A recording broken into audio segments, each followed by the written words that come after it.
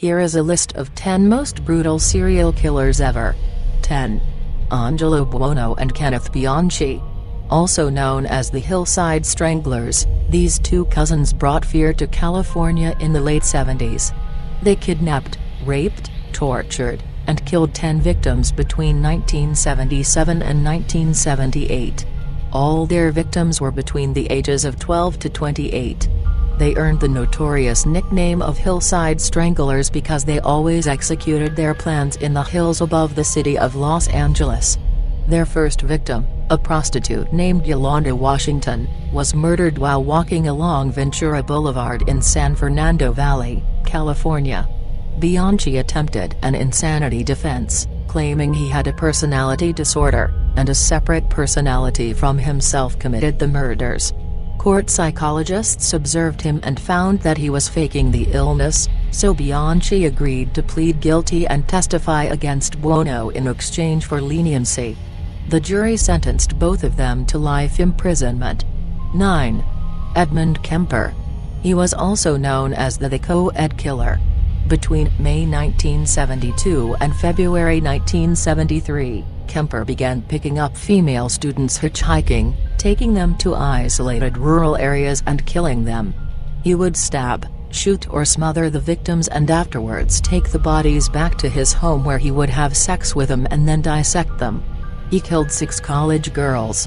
He would often go hunting for victims after arguing with his mother. In one bizarre incident, after abducting and pulling a gun on a woman, he locked himself out of his car, leaving the woman inside with the gun. She chose to let him back in the car. Shortly after, Kemper killed her. Kemper's final killings were those of his mother and her best friend.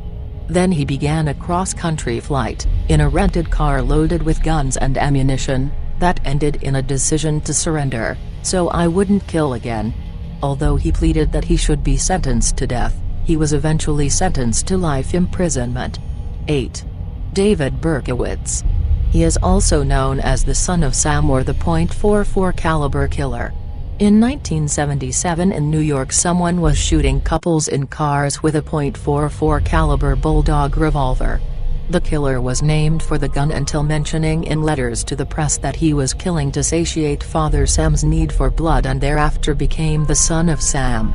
Eventually, police found a ticket for a car matching the description of the killer's vehicle parked at a hydrant nearby a crime scene at the time of a shooting, which led them to the killer.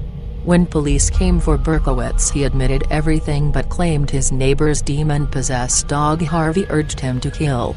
It didn't work as an insanity defense, but it did spawn countless conspiracy theories of satanic cults and the like. Berkowitz is still incarcerated and refuses to attend parole hearings. He claims to be a born-again Christian and feels like his place is in prison until his death. 7. Ian Brady and Myra Hindley. Also known as the Moors murderers, these two got popular during the mid-60s in the city of Manchester. They raped and murdered 5 small children.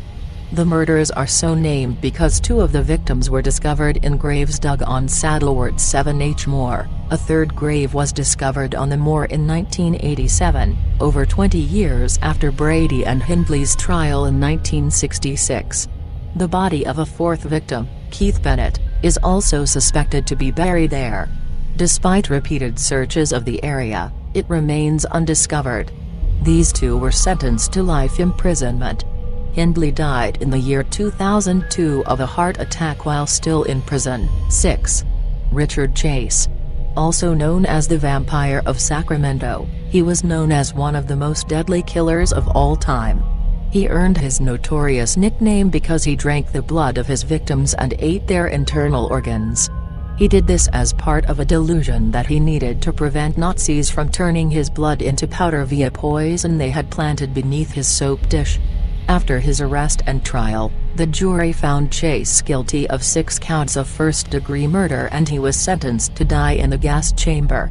A few months later, he committed suicide in prison by overdosing on antidepressants that he had been saving up in the prison. 5. Iqbal.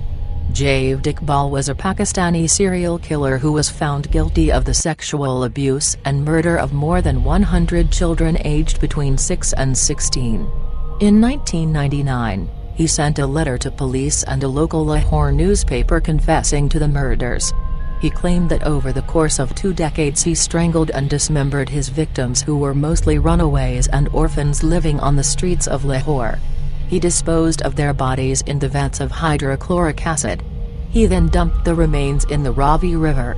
The judge sentenced him to die by strangulation in the same public square he had frequented when searching for victims, and that his body should be cut up into 100 pieces and dissolved in acid. Nearly 2 years later, he apparently committed suicide in his prison cell by hanging himself with bedsheets, though there has been speculation that he was murdered. 4. Jeffrey Dahmer.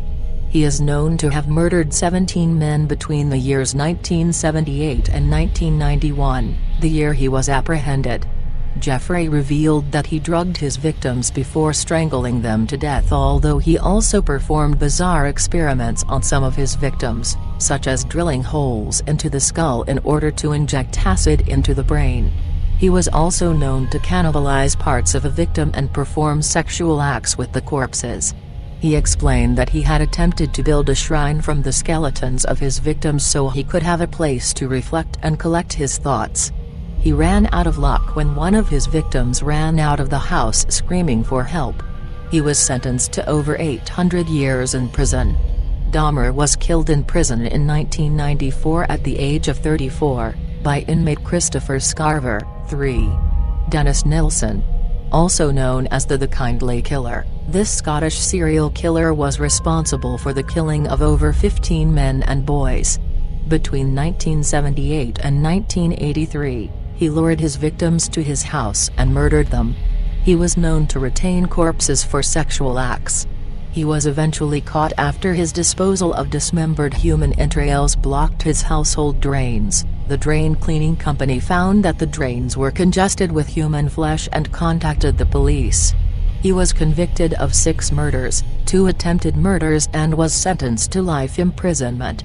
According to one victim account, he once changed his mind midway through a murder. The victim of the attempt, Carl Stotter, said later, "I was told afterwards that he'd actually given me heart massage and mouth-to-mouth resuscitation and brought me back to life." Nilsen claimed that it was because he thought what passed between us was a thin strand of love and humanity. The police said it was simply because there wasn't enough room in the flat for another body. 2. Joachim Kroll. Also known as the Duisburg Maneater, he was a German serial killer and cannibal.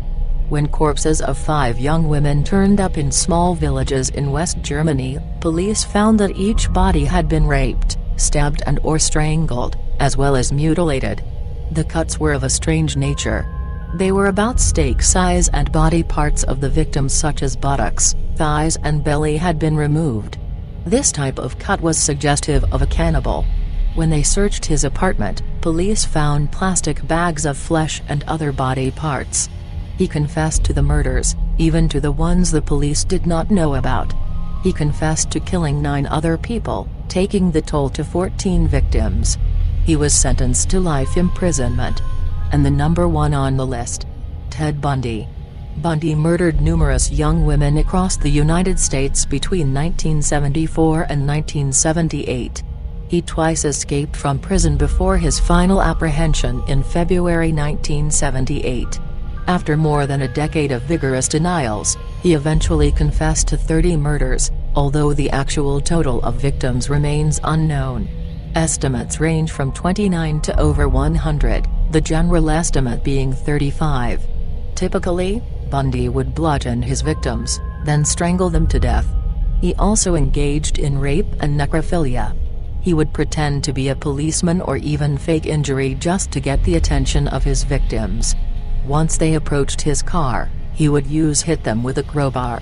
He was sentenced to death through execution by an electric chair in 1989. Thanks for watching. Please support us by subscribing. And also like and comment. They are very valuable for us for more improvement.